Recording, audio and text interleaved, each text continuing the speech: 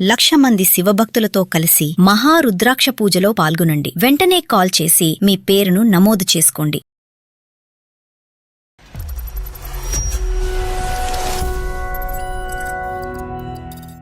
హైదరాబాద్ లో aunty phone చేశారండి నాకు. అమ్మా నీకు ఒక మాట చెప్తాను, నువ్వేమనుకోవద్దు, నా ఎవరో ఫ్రెండ్ అని ఒక ఆవిడ తీసుకొస్తున్నారు,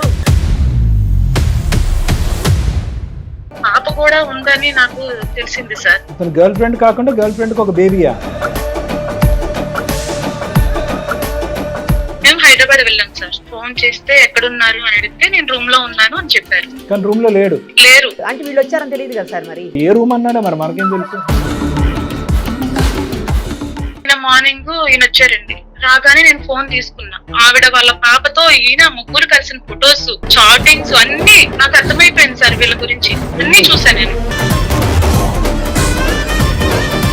క్లాస్ నుంచి పరిచయం ఉంటుంది సార్. సూపర్ సీనియర్ నీకు. ఎక్కడున్నావు? రోడ్డు మీద ఉన్నావా? మరి ఇంకెక్కడ ఉంటాను? రోడ్డు మీద ఈ టైం ఎక్కడ ఉంటాను నేను? రూమ్ లో ఉన్నాను. డౌట్ వస్తుంది. రోడ్డు మీద ఉన్నాను అన్నావు, తనతో ఉన్నావా అని అడిగాను. తనతో ఉన్నాను. ఏంటి చెప్పు. ఏది రోడ్డు మీద? మీరు ఇప్పుడే రోడ్డు మీద ఉన్నారా? ఎప్పుడు రోడ్డు మీద ఉంటారా? నీ బాడీ లాంగ్వేజ్, నువ్వు మాట్లాడే తీరు అన్ని కూడా మాకు అర్థమైపోయినాయి. నా వల్ల అయితే తప్పు అయిపోయింది సార్. దొంగ. ఇప్పుడు దాకా ఏదో కబురు చెప్పే కథలు చెప్పా. ఇది ఇలా జరిగిందని నా భార్యకి చెప్తున్నా సరే ఆమె నమ్మకుండా అసలు ఏ భార్య ఒప్పుకుంటుందయ్యా? పద మీ అమ్మగారితో మీ నాన్నగారితో మాట్లాడదా. పద ఇప్పుడే ఫోన్ కలుపుదా.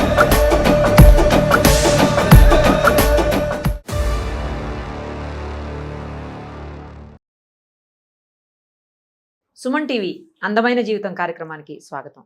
ప్రస్తుతం మనతో పాటు ఉన్నారు ప్రముఖ సైక్రాటిస్ట్ డాక్టర్ కళ్యాణ్ చక్రవర్తి గారు. డాక్టర్ గారు నమస్తే. నమస్తే మేడం. స్వాతి అని ఒక అమ్మాయి మెయిల్ చేసింది సార్. మనకు 2 నెలల పసిపాప ఉంది. తనకు హస్బెండ్ తోటి ప్రాబ్లం అని చెప్తుంది. ఏంటి డీటెయిల్స్ నేను కూడా వెళ్ళలేదు, జస్ట్ అది చూశాను. 2 నెలల పాప ప్రాబ్లం అనగానే వెంటనే అమ్మాయికి కాల్ చేసి లైన్లోకి తీసుకుందామని డిసైడ్ అయ్యాను సార్. ఒక్కసారి అమ్మాయి 100% మేడం చేద్దాం, మాట్లాడదు.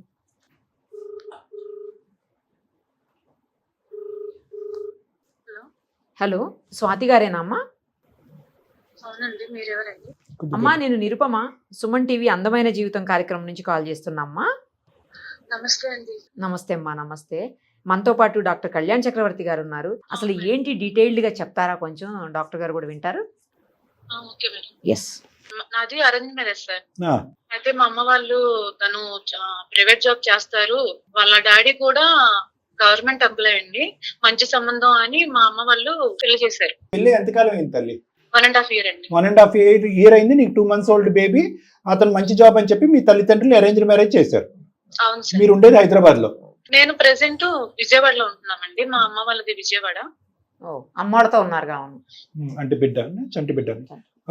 మ్యారేజ్ అయిన తర్వాత 3 months హైదరాబాద్ లో తన రూమ్ లోనే ఉంచుకున్నారు. అంటే అంతలో అమ్మ వాళ్ళ ఇంటికి ఇటు అటు నడుస్తున్నాం. అందులో ప్రెగ్నెన్సీ వచ్చిందండి. విజయవాడ వచ్చామండి, తీసుకొచ్చారు. తీసుకొచ్చిన తర్వాత ఒక 3 days 4 days నాతో ఉండి, నువ్వు ప్రెగ్నెంట్ ఉన్నావు కదా, అటు ఇటు నువ్వు జర్నీ చేయలేవు, నువ్వు ఇక్కడే ఉండు, నేను జాబ్ చేస్తూ అప్పుడప్పుడు నీ దగ్గరికి వస్తూ ఉంటా, ఫోన్ మాట్లాడతా అన్నారండి. ఓకే, అంటే నువ్వు ప్రెగ్నెంట్ కాబట్టి హెల్త్ బాగాలేదని ఓకే చెప్పండి. ఇక్కడ ఉండి అమ్మ వాళ్ళ ఇంటి దగ్గర, అత్తగారి ఇంటి దగ్గర అప్పుడప్పుడు వెళ్తూ పోతూ ఇక్కడే ఉంటున్నా అండి. గొడవలు అయ్యేటప్పటికి ఒక 8 months ఉందండి నాకు. 7-8 months వచ్చేప్పుడు. అయితే ఇట్లా ఈయన ఫోన్ కాల్స్ చేయకుండా, నాతో మాట్లాడకుండా, నా దగ్గర రావటం మానేసి చాలా టార్చర్ లా అనిపించిందండి నాకు. ఎందుకంటే చాలా బాధ, ఏం చేయాలో తెలియట్లేదు. ఆయన ఫోన్ మాట్లాడట్లేదు. ప్రెగ్నెన్సీ ఉంటే పక్కనే ఉండాలి అని ఏ ఆడవాళ్ళకైనా అనిపిస్తుంది కదండి. నేను అంతకు ముందు మ్యారేజ్ అయిన తర్వాత అక్కడే ఉన్నాను కదా సార్. అక్కడ ఇంటి ఓనర్ గారు కూడా ఆంటీ చాలా మంచిదండి. నాతో ఎప్పుడు అంటే ఆయనకి ఎప్పుడైనా ఫోన్ చేసి కొంచెం చూసుకోండి, ఏమైనా తినకపోయినా కొంచెం తీసుకెళ్లి ఇవ్వండి అని ఆంటీకి చెప్తూ ఉంటానండి. అట్లా మాట్లాడుతూ నాతో చాలా మంచిగా ఉంటారు ఆంటీ. ఎవరమ్మా ఇక్కడ హైదరాబాద్ లో ఉన్న ఇంటి ఓనర్ ఆంటీ అండి, హైదరాబాద్ లో. ఇతను ఫోన్ చేయడం ఎందుకు తగ్గిపోయింది అనేదమ్మా? ఇతను ఎందుకు కమ్యూనికేషన్ తగ్గిపోయింది? ఇతను విజయవాడ ఎందుకు రావటం మానేశాడు? అయితే అంతలోగా ఒక రోజు ఆంటీ ఫోన్ చేశారండి నాకు. ఫోన్ చేసి అమ్మా నీకు ఒక మాట చెప్తాను, నువ్వేమనుకోవద్దు, సరిగ్గా రావట్లేదు, మీ వారు సరిగ్గా ఉండట్లేదు, ఎవరో ఫ్రెండ్ అని ఒక ఆవిడని తీసుకొస్తున్నారు. ఓకే. నేను అడిగితే మీ రిలేటివ్స్ అని చెప్పారు అని అన్నారు ఆంటీ. నేను రిలేటివ్స్ ఆంటీ, భర్త పరుగు పోకూడదని చెప్పి మీరు కవర్ చేశారు. బాగా కవర్ చేశాను. నేను ఏంటంటే తనకి ఒక పాప కూడా ఉందని నాకు తెలిసింది సార్. ఏదమ్మా? ఆమె ఈయన మాట్లాడుతున్నాడు కదా, ఆమెకు ఒక పాప కూడా ఉందని తెలిసింది. గర్ల్ ఫ్రెండ్ కాకుండా గర్ల్ ఫ్రెండ్ కి ఒక బేబీయా? అవును సార్. తనకు ఒక పాప ఉంది, తన భర్త చనిపోయాడు. ఈయనకి ఏదైనా జాబ్ కోసమని ఈమెకి అడగడానికని ఈమె ఈయన దగ్గరికి వచ్చిందండి. అది కదమ్మా, మీ జర్నీ కంటే వాళ్ళ జర్నీ ముందు ఉన్నట్టుంది కదమ్మా. ఇప్పుడు నీకు 2 నెలల బిడ్డ ప్రెగ్నెన్సీ అని చెప్పి ఇక్కడికి వచ్చావు, అతను ఇక్కడ దింపేసి జర్నీ ఎందుకు అటు ఇటు అని చెప్పి నీ మీద ఏదో సానుభూతి చూపెట్టి ఇక్కడ పెట్టేశాడు. అంటే నీ పెళ్ళప్పటి నుంచి నడుస్తుందేమో కదా ఈ కథ, పెళ్లి కంటే ముందా ఏంటి? ఏం జరిగిందంటే సార్, మా నాన్నగారితో నాన్న ఈయన చూడాలని ఉంది, ఒకసారి వెళ్ళొద్దామని మేము హైదరాబాద్ వెళ్ళాం సార్.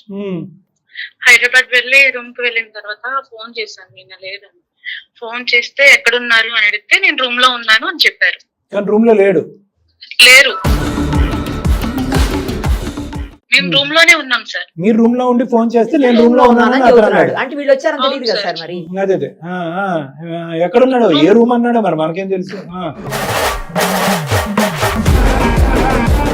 ఏదో పని మీద ఉన్నారంట నాన్న, మార్నింగ్ వస్తారంట అంటే ఇంకా సరే అని మార్నింగ్ వరకు వెయిట్ చేశాను సార్. రైట్. అంటే సరేనమ్మా నేను వెళ్తాను, సరే ఉండని ఆయన వెళ్ళిపోయారు. మార్నింగ్ అప్పటికి మీ పేరెంట్స్ కి ఏమీ తెలియదు, మీ నాన్నగారికి ఏ విషయం తెలియదు? లేదు సార్. నిన్న మార్నింగ్ ఈయన వచ్చారండి. రాగానే నేను ఫోన్ తీసుకున్నా. ఫోన్ తీసుకొని మొత్తం చెక్ చేస్తే ఆవిడ వాళ్ళ పాపతో ఈయన ముగ్గురు కలిసిన ఫొటోస్, చాటింగ్స్ అన్ని క్లియర్ గా నాకు అర్థమైపోయింది సార్. వీళ్ళ గురించి అన్ని చూసా నేను. ఇదంతా ఏంటంటే ఆమె మామూలుగా నా ఫ్రెండ్, ఫస్ట్ నుంచి మా ఇద్దరం చదువుకున్నాము, ఫస్ట్ నుంచి తెలుసు ఆవిడ. ఏం లేదు, ఏం లేకపోతే ఇవన్నీ కనబడుతున్నాయి, ఫొటోస్ ఉన్నాయి, చాటింగ్స్ ఉన్నాయి, ఇవన్నీ ఉన్నాయి, ఏం లేదంటే నేను ఎలా చేయాలి, ఏం చేయాలి అని అడిగాను. ఈ మామూలు ఫ్రెండ్ ఎప్పటి నుంచి మామూలు ఇస్తుంది? సారీ, ఆవిడ ఫస్ట్ క్లాస్ 10th క్లాస్ నుంచి పరిచయం అంట సార్. సూపర్ సీనియర్ నీకు. నాకు ఇదంతా తెలీదు. తెలిసిన వాళ్ళు మంచి ఫ్యామిలీ అని చేశారు సార్. ఎవరికి తెలియదు సార్ ఈ విషయం. నేను ఎంక్వైరీ చేసుకుని లాస్ట్ కి రూమ్ దగ్గరికి వచ్చి ఆయన ఫోన్ చూస్తే అది మొత్తం నిజమని అర్థమైంది సార్.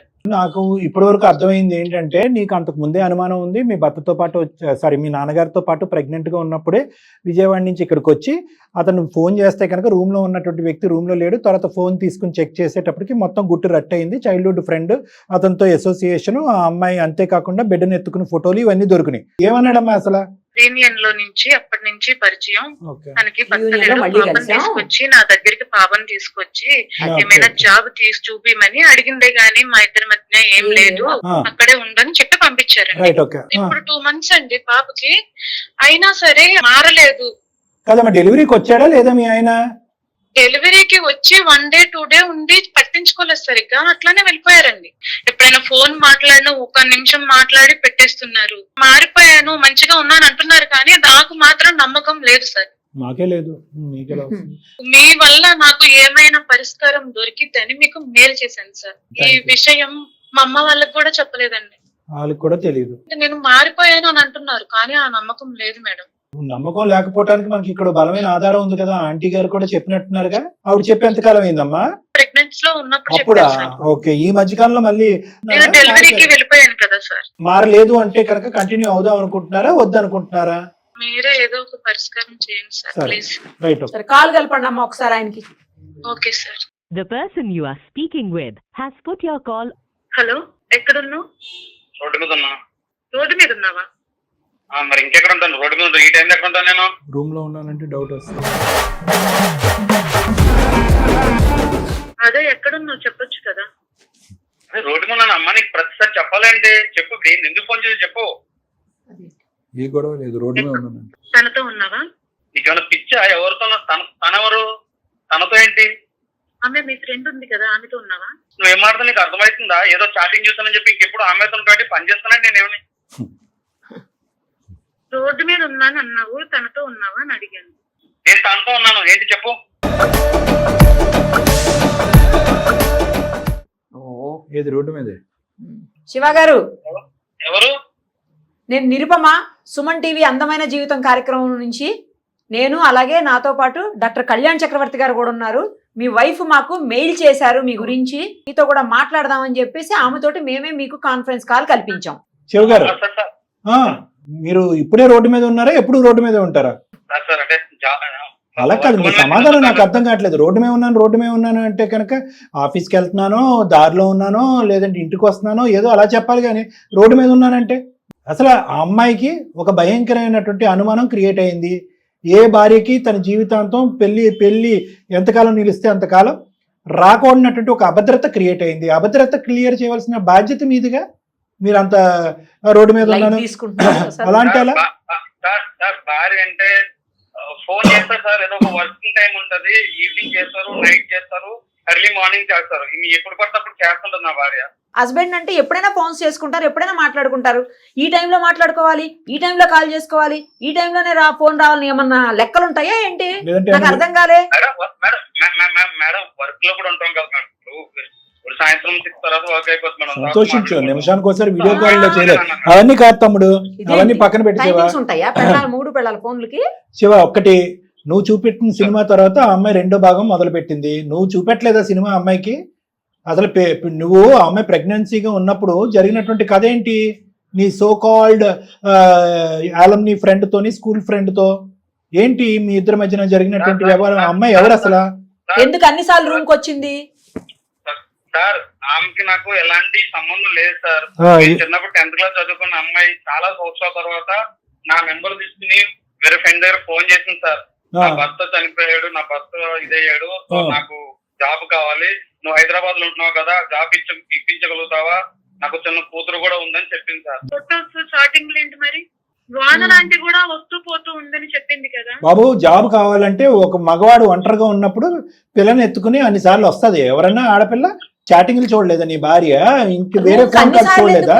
ఎందుకు జాబ్ కావాలంటే రూమ్ ఏం లేదు సార్. మరి మీ రూమ్ కి అన్నిసార్లు ఎందుకు వచ్చింది సార్? ఇప్పుడు వచ్చినట్టునే జాబ్ అయిపోతుంది మేడం. ఆమె ఒకసారి ఫోన్ లో మాట్లాడొచ్చు కదా, సరే ఇంటర్వ్యూకి అటెండ్ అవ్వాలన్నట్టు చెప్తే ఫోన్ లో మాట్లాడుకోవచ్చు కదా. లాంగ్ నుంచి వస్తుంది కదా. అదే శివ గారు, ఫోన్ లో మాట్లాడుకుంటే అయిపోద్ది కదా, దానికి రూమ్ కి ఎందుకు ప్రతిసారి రావటం? ఏమయ్యా, కమ్యూనికేషన్ ఎందుకు తగ్గింది? నువ్వు అక్కడికి వెళ్ళటం ఎందుకు తగ్గింది? ఆ అమ్మాయిని వెనక్కి తీసుకురావటం ఎందుకు తగ్గింది? అవి చెప్పండి.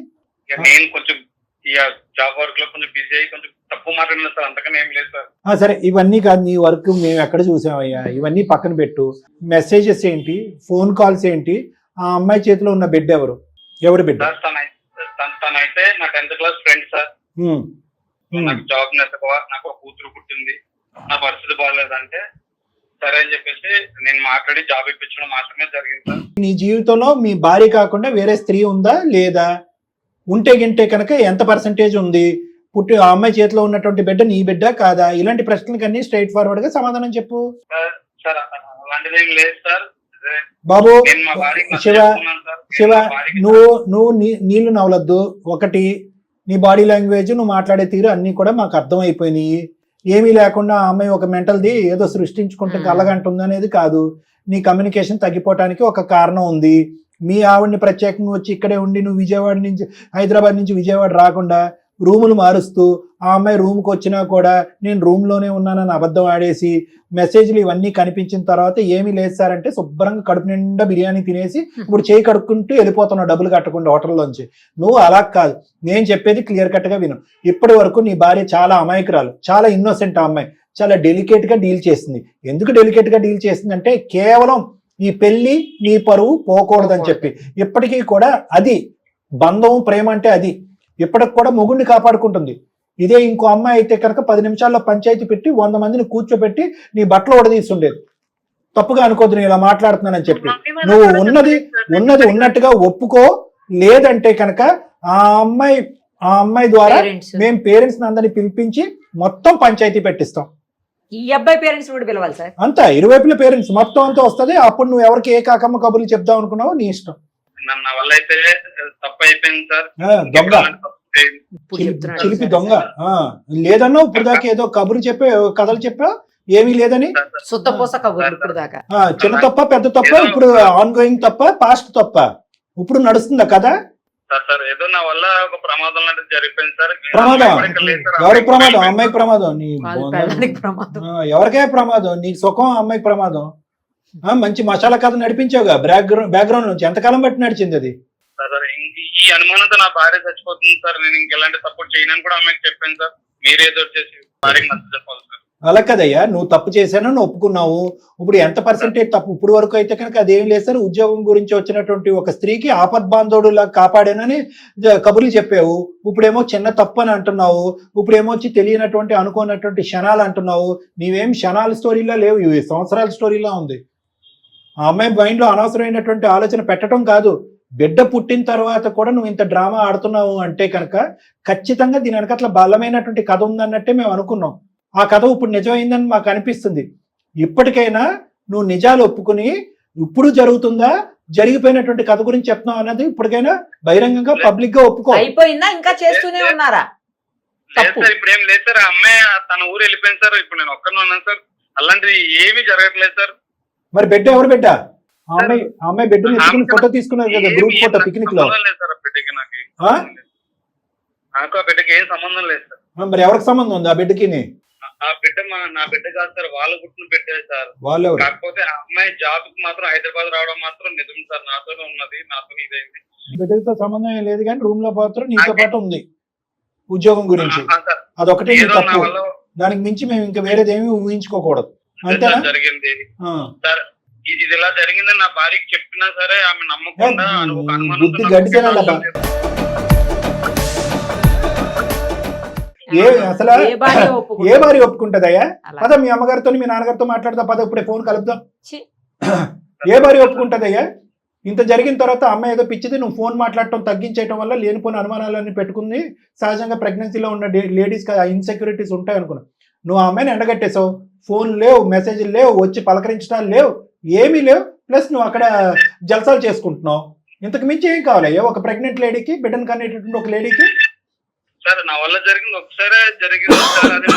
ఎవరు లెక్క పెట్టాడు? ఆ కిటికీలో చూసి మేము లెక్కెట్టాం అనుకుంటున్నావు? ఒకసారి 2 సార్లు 3 సార్లు అని చెప్పి ఏం మాట్లాడుతున్నావు? ఒకసారి ఏంటి 2 సార్లు ఏంటి? గట్టిగా బెదిరించేటప్పుడు ఒకసారి తప్పు తప్పే కదా, ఒకసారి అయినా 100 సార్లు అయినా. నా వల్ల జరిగింది తప్పు, అది ఆల్రెడీ నా భార్యకి చెప్పాను సార్. కానీ అమ్మాయి అదే ఉంది, అదే ఊకే జరుగుతుంది, అదే ఉంటది, టైం పడుతుంది, అదే ఉంటది, టైం పడుతుంది. నువ్వు అనవసరంగా నేను వెనకేసుకుని రావద్దు. ఆ అమ్మాయి ఎన్ని ప్రశ్నలు అడిగినా సమాధానం చెప్పడం అనేది నీ బాధ్యత. నేను రోడ్డు మీద ఉన్నాను, నువ్వెవరు, నీకేంటి అని అడిగే హక్కు నీకు లేదు. నువ్వు తప్పు చేసావు, మేము బెదిరించి భయపెడితేనే నువ్వు తప్పు ఒప్పుకున్నావు. అంతకుముందు ఏమీ లేనటువంటి తెల్ల కాగితం లాగానే మాట్లాడావు. నువ్వు నేరస్తుడివి, నువ్వు తప్పు చేసావు. ఇంతకు మించి ఏం కావాలయ్యా? ఆ స్థానంలో ఉన్న ఏ స్త్రీ అన్న కూడా ప్రశ్నిస్తుంది. ఈ అమ్మాయి ఇంకా చాలా నెమ్మదిగా డీల్ చేసింది ఇష్యూని. 10 మందిని కూర్చుని కూడా చెప్పలేదు. 10 మందిని కూర్చుని చంప చెల్లి అనిపిస్తే ఏం చేస్తుండేవాడు? ఆడవాళ్ళని ప్రెగ్నెన్సీ వచ్చాగానే పుట్టింటికి పంపించేది ఈ కారణం గురించా? ఇలా అయితే కాపురాలు ఏమి ఉండవు.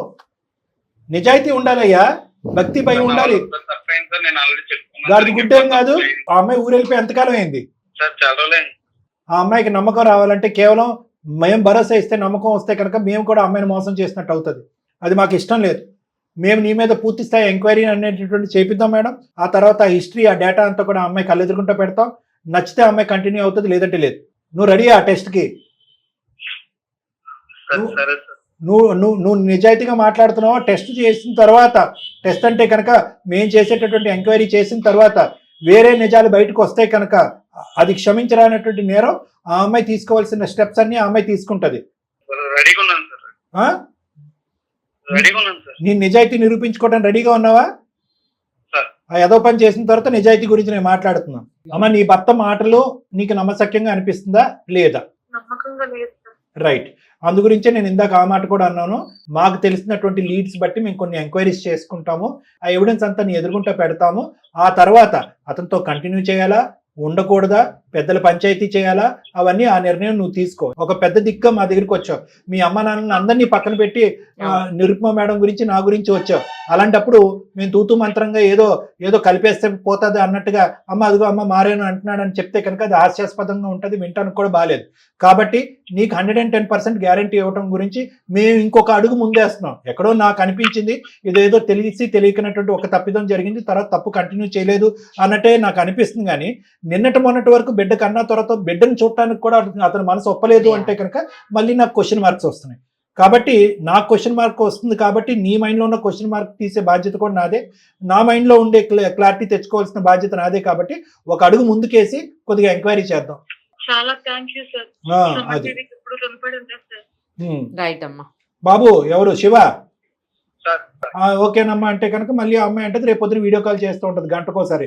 కాబట్టి నీ మంచికే మేము ఏం చేస్తున్నాం అంటే మొత్తం నీతో సంబంధం లేకుండా కొంత డేటా అనాలిసిస్ చేసుకుని ఎవిడెన్స్లు సంపాదించిన ఆ అమ్మాయి అప్పుడు ఆ అమ్మాయి హ్యాపీగా ఫీల్ అయింది అనుకోండి, నీ ప్రయాణం కూడా సాఫీగా ముందుకెళ్ళిపోతుంది. సరే ఓకే రైట్. అది మేడం. ఎందుకంటే ఆ అమ్మాయికి ఈ correct ప్లాట్ఫామ్ sir. మీద కరెక్ట్. బ్లైండ్ గా మనం ఇవ్వలేం కదా మేడం, అందు గురించి. అంతే అంతే. ఎందుకంటే నసుకుతున్నాడు మేడం. అవును sir. భరోసా ఉండే మనిషికి చాలా గట్టిగా మాట్లాడుతుంది. ఎస్ సార్ అవును. నేను తప్పు జరిగింది, అవును. ఇక ముందు నేను చేయట్లేదు, మీరు ఏం చేసుకుంటే వాయిస్ చేసుకోండి, గట్టిగా కూడా రావట్లేదు. అన్నిటికీ నేను రెడీ అన్నట్టు అనాలి కదా అవును. మేడం, అనట్లేదు. సో అనట్లేదు. మనం అమ్మాయికి బ్లైండ్ ఫెయిత్ ఇవ్వలేం.